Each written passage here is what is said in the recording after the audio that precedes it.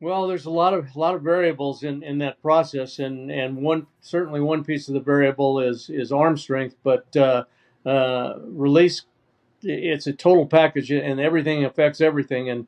And just because you can throw the ball with velocity doesn't mean you're going to throw people out, because there's probably an inverse relationship between transfer, release time, and velocity and accuracy, for that matter.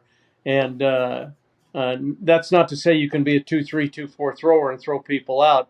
You're not going to be able to be, but you have to find the sweet spot between arm strength, at the two ends of the spectrum, probably Heineman from Pittsburgh and Maldonado from Houston. Now Maldonado's just pedaled in the middle, not a quick release guy, but tremendous arm strength, and Heineman is a quick release guy. You look at Jose Trevino, and he was a Platinum Glove winner, and he throws 76 miles an hour, and the average major league catcher throws in the 80, 81 range, but he's got a quick release, and he's very accurate, and their pitchers help him because a lot, you know, the location of the pitch, the type of pitch, the quickness to the plate, the tagger at second base, how efficient does he tag? Certainly, if the ball is in an accurate uh, position, it's easier to tag, but all those things factor in. So it's not pure arm strength. You got to find out the relationship between release and arm strength relative to overall pop time. The bottom line is pop time from the time the ball hits your glove to the time the ball hits the middle infielder's glove. That's the number one. That's the gold standard. That's what we should be paying attention to now. How you get your best pop time is very individualized. For sure. I liked you talked about a little bit of that kind of deceleration process, and the lower half getting connected to the ground. And I really liked how you talked about that front side and kind of being, you're talking about the best throwers are like, more than 90 degrees on the front side, kind of that push off of the front side. Yeah, well, I mean, we see that in pitchers, and they talk about it all the time. That blocking action and the ground, hitting, throwing, everything running. It's about ground forces and how efficiently we use the ground. And the last piece of the ground force puzzle is the extension of the stride leg, and how fast and how much, and the timing are critical elements in increasing the hand speed and ball speed. So, uh, throwing through a firm, if not stiff front leg, a guy like Real Muto force couples, and he pushes his he almost dislocates, hyperextends his front knee and pushes back, but that helps it pass the energy up the kinetic chain out through the trunk and shoulders and arms and hand and wrist and to the ball. That's what gives you the one thing for sure that will add to your velocity.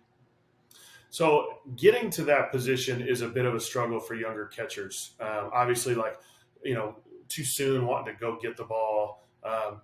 Feeling like they kind of need to move through the throw instead of that rotational piece. What would you say, kind of some advice on the key to getting to that good strong ground connection?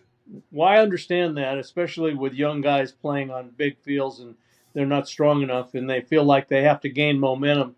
And the reality is that the best throwers, it's not about momentum, it's about alignment. And it's a pretty simple move. It's right behind left and left to your target. If you can do that, because when you gain ground, you still have to gain alignment.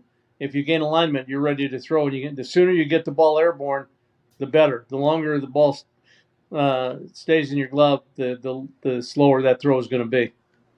Yeah, for sure. It's amazing the wanting to really kind of push through, and the reality is there's such a connection to hitting, but we found with all the catchers we're working with, left-handed hitters struggle a little bit more with this because they've obviously trained the rotational properties on the other side for so long from a hitting aspect. And I wanted to ask you, since you've been around the game a long time, I started like thinking and looking back, kind of through some stuff. Have there been a lot of left-handed hitters, strictly left-handed hitters, that have been great throwers?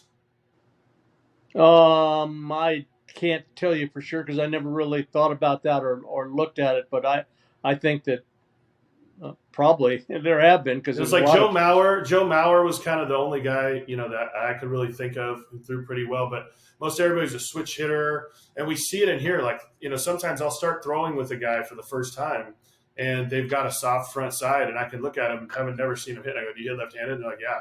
And it's just the fact that that rotation has been so overtrained on the other side, whereas you kind of get double duty with the right. Yeah, be quite honest with you, I've never really focused in on that. Yogi Berra was a decent thrower, and he was a left-hand hitter. And Ted Simmons, obviously a switch hitter, and he could throw. And there haven't been that many elite left-hand hitting uh, catchers in the game. If you look, the Pudge Rodriguez's and the Johnny Benches and the Roy Campanellas and guys like that were premium throwers. Steve Yeager, they were all pretty much right-hand hitters. But if it is a case, I don't think it's something that we can't retrain to For create sure. a movement pattern that's going to be efficient as a right-hand thrower, even though you are a left-hand hitter.